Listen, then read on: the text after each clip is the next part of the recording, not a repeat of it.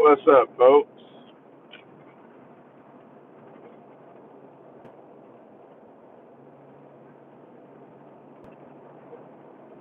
How's everybody doing?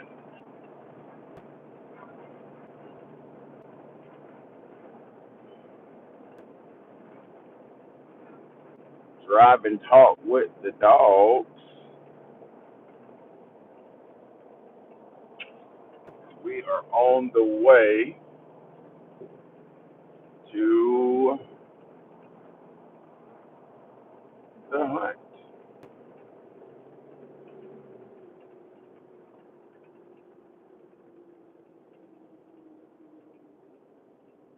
And I figured I would go ahead and record um, while I was getting there because I can't remember if the spot that I'm going to today has um, good reception.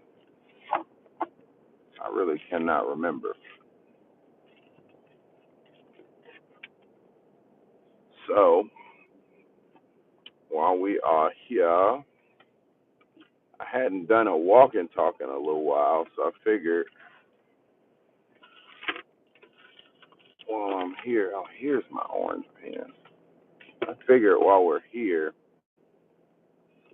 I could do a drive and talk. But for some odd reason, that's what it is.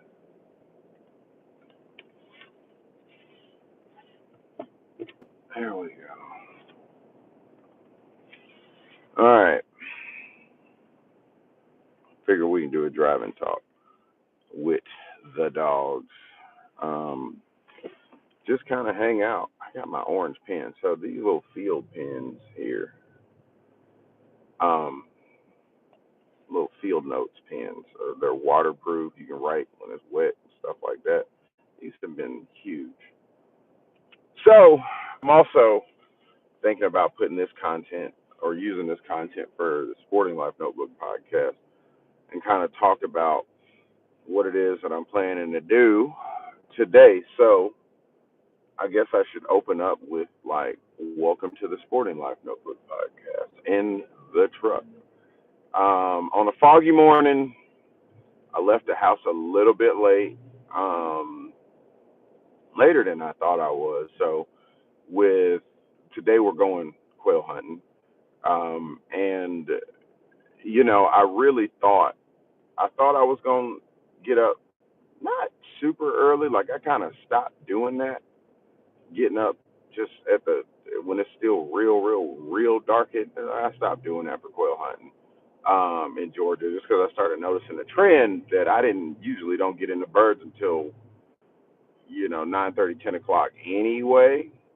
It's 9 here. I got a little bit less than an hour to get to my spot, or close, right around an hour to get to my spot. And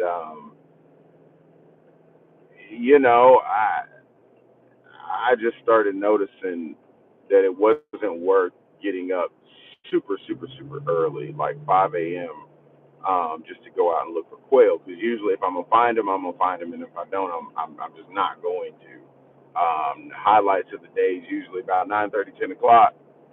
Um, Sometimes right before midday, and then definitely in the evening before the sun sets.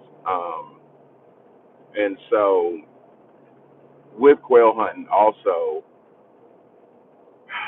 I really, I also noticed they're not going to move until there's like some heat on the ground, until the sun starts coming out. Well, fortunately for me, especially leaving the house a little bit later, I um, I don't have to worry. I don't think that I have to worry about them really getting up and just being on the ground like super early. No, it's not hot outside. It's cold and it's foggy. The sun is not out. There's a few things that's gonna work for me, at least that I think that's gonna work for me. One is you know that just nature in and of itself, biology, like those birds are going to have to move. Like they're going to have to at some point during the day. Dogs, one of y'all farted. What's up, folks that joined the stream? Um, But yeah, like the birds are gonna have to move eventually, but they're not gonna move when it's just abject cold. Like it was 30 something, it was freezing at 6, 7 a.m. today. So I know they probably aren't gonna move for that. But what I also know is that at some point there's gonna be a peak in daylight, and that's when they're gonna come out. We haven't peaked in daylight yet.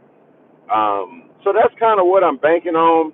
The other thing too, this spot that I'm going to, public land, public land wild bird hunting. Um, I really, I like it because it doesn't really give the dogs a chance to get bored. Number one, I know there are birds there. Um, but then number two, and I'm in the South. I ain't gonna tell y'all where in the South, but I'm in the South. Um, but this spot, it's a really good spot that I'm real familiar with. Um, and the dogs don't have time to get bored on the ground. Like, so when you're wild bird hunting, especially when you're the South, like we've got birds down here, but like there's not the abundance like there are out west. In your California, your Oregon, your Utah, Wyoming, all of that stuff, like Colorado, stuff like that. We don't have that type of abundance, but we do have birds down here. And so, what I'm doing for these two dogs, I got Kai and I got Spade. I'm not taking my oldest dog, Joker, because I want to work my young dogs and get them the exposure that they need to catch up. Um, and to do that and run wild birds, I want to kind of put them in a much more concentrated area. I'm not one to use pen raised birds very much.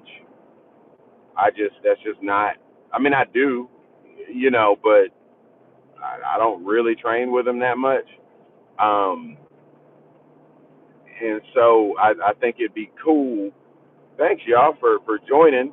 And so I think it'd be real cool to just get out there, go to a spot where, like I said, I know I can. There's a higher than likely chance that I'll get into birds here in a shorter amount of time. Um, and again, it's also foggy. So my thought is, what's up, folks that are joining? My thought is those birds are going to sit tighter, which would hopefully give my dog something. And wild birds, like for some odd reason, a good dog, they're not going to just, they'll figure out not to bust into wild birds. I don't know if it's something about the tension of blood flow. I don't know what it is, but they conduct themselves differently on wild quail and other wild upland birds versus uh, pen raised stuff. At least that's been you know my history. I think it's, and I just think that's the way to really teach and train a bird dog. For those of y'all that are here, shout out Grassroots Coffee Roasters. Go to the AmericanSoul.com and get our sporting blend of coffee, which is what I'm drinking right now. But yeah, man, it's an early morning. We got two bird dogs. I'm going out. Like I said, I'm going to make this an entire video episode. I just wanted to record and talk to you guys about what some of my goals are for today. So I just think that there was a guy I used to run dogs with back in the day named Richard Mumpower. And one thing, and I didn't know anything about training bird dogs. One thing that he told me, I won't forget this. We stopped talking, no smoke, no nothing. He just, we just stopped talking. We had German short hairs. He was a nice guy. Um, we, he would say, make sure you go out and with a plan. When you're training bird dogs, make sure you go out with a plan. The first day I went out with him one time, he had this dog, just real nice short hair. He's in the field trials and stuff like that, but he had this nice short hair named Summit. Yeah, and I think something pretty tragic happened to that dog. But he had this German short hair pointer named Summit, and he was like, and he would take me out. I didn't have a pointer at the time. I had a lab, and he was like, what's your plan? What are you? And this is when I was putting out podcasts on SoundCloud. which I just got access to those. So, or just not got access. I just logged back into my SoundCloud and found some old episodes, but of the Gun Dog Notebook. Well, I kind of want to structure these, my sporting dog or sporting life notebook. I was about to say the Gun Dog, or got the two mixed up. But I wanted to focus my sporting life notebook episodes again in the way that I used to do my Gun Dog Notebook stuff, but also just give y'all the notes and what my plans are for every hunt. I think that might be kind of interesting, and talk to you guys about the gear, the things that I'm using. Not being sponsored by like a clothing company or anything like that anymore kind of opens up some of the things that I really, really, really want to talk to. Having a different kind of partnership that's not exclusive to just one company's guns now opens, me up to stuff that I can kind of talk about a little bit more.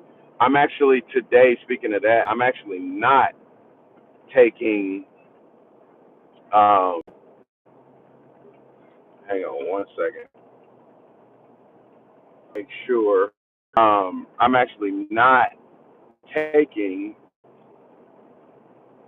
my, there we go. So I'm actually not taking my shotgun today. I'm taking my blank pistol. Yeah, I'm taking my little blank pistol. And this is a starter pistol that I believe everybody should get from. If you train bird dogs, you should have a starter pistol. Just that's what I'm taking today. I'm not focusing on shooting any birds or anything like that. That's not what I'm after. What I'm after is the experience. I'm also doing some photography today, so and this is also kind of what I have planned and what I kind of want all of this stuff to culminate as. Like I really want to take you guys through not only my process of training birds, but my process of photography and making art too. So like my other goal today is to come out of this hunt with or with whether we get points or coveys, but I want to come out of this hunt with some pretty good photography, photo and video content for the YouTube channel, but photo stuff for to have my own original imagery, as a resource, as source material for my paintings, my drawings, and just my own stuff. I really, it's important to me to always be producing my own original content, photo, video, material, and all of that stuff, and not having to outsource. But I also want to take it. So I'll go through some of the gear and stuff like that. The camera that I'm using is a Sony A6000, which I really like that camera. It has kind of a dark, kind of a spot, like the lens kind of carries a darkness to the lens that I really like it has a nostalgic kind of feeling. All cameras have their character. I personally really like Sony cameras, the ones that I've just messed with in the past, and then the one that I have now is the Sony A6000. So I'm looking forward to getting some photography of that, and the work that I'm doing with my bird dogs. Like it's what I'm looking for with this photography is hopefully to, number one, use it as source material for drawings and paintings, but also to really focus on motion and movement, and really capturing some of those arts elements and principles, and really getting back down to the foundations, but being able to capture motion, and all of that stuff in real time. And that's another reason why I'm not really focusing on shooting birds so much as just giving my dogs the report of the gunfire.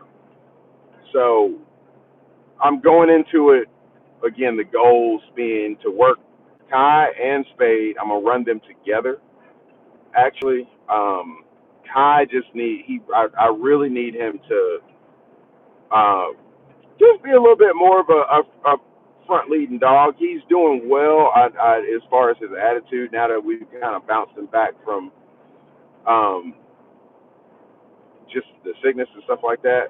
I noticed he's much more bold and confident in himself. But then also with Spade, I just want her to get dialed in. I mean, I don't have no problem with her boldness or anything. She's got to hunt it, and we need to develop a relationship in the field.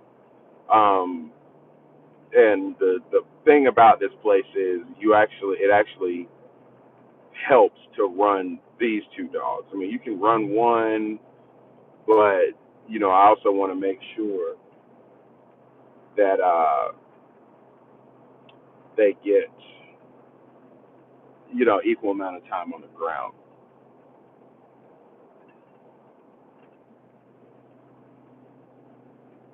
Yeah. So we gonna see. We gonna see. We gonna see.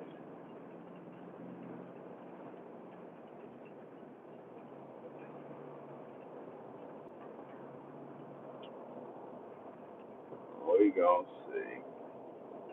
And then of course come out of here with some artwork.